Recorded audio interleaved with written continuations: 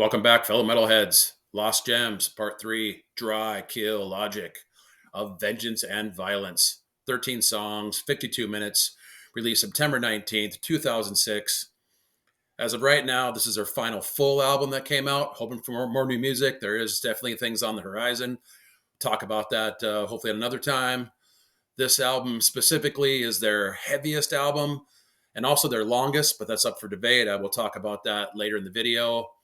Begins with this little intro. It's called L5 Prologue. Just got some crazy, weird guitar feedback, noisy, eerie sounds before it breaks into the first track, My Dying Heart. The first thing you're going to notice on this album compared to the other two that I reviewed is definitely the production. It's thicker, more bottom end, crunchier guitar riffs. Cliff's vocals are more emotional and angry than ever. Very groovy, kind of gallopy songwriting this time around.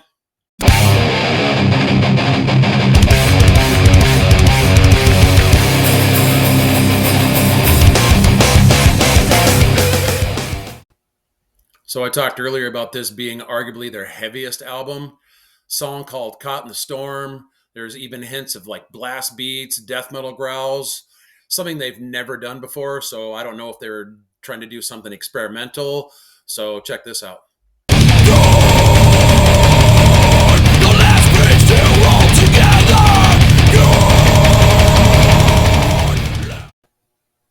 Diving into some deeper tracks. Now we got From Victim to Killer, The Innocence of Genius, and a song called Boneyard.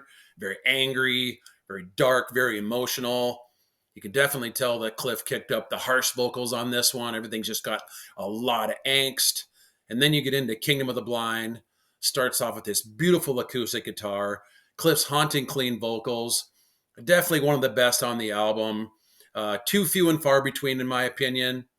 But this is about as close to a perfect, if you want to call it, a power ballad as you're probably ever going to hear.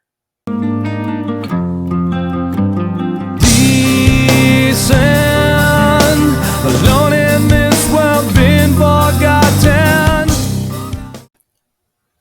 Okay, we're going to get into a track called Dead Man's Eyes. Arguably the heaviest song that Dry Kill Logic has done. Pummeling drums, borderline death metal growls. Then just slowly fades away with, once again, Cliff's haunting vocals.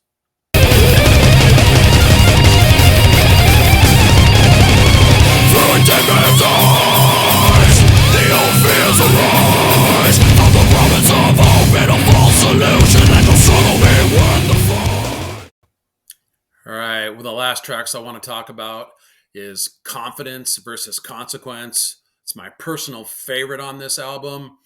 It's a perfect balance of clean and harsh vocals, very infectious chorus that gets stuck in your head. And then we finally get to hear Jason Bozzi do one of his few and far between short but sweet guitar solos.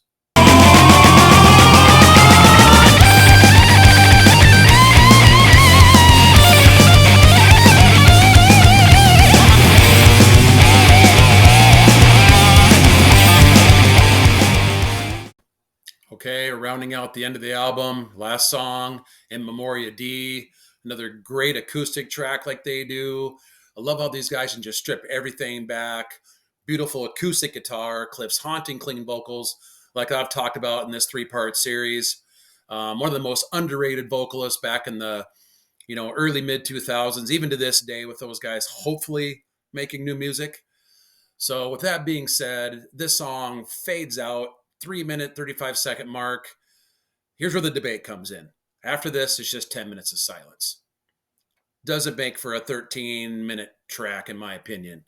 Not sure why they did this, but honestly, it doesn't take away from the album. It's heavy, it's aggressive, it's angry, definitely a little different than anything they've done before. Like I said, hints of death metal growls in a few songs. Blast beats, a couple of really good guitar solos that you don't usually hear in any of their music. So with that being said, give it a listen.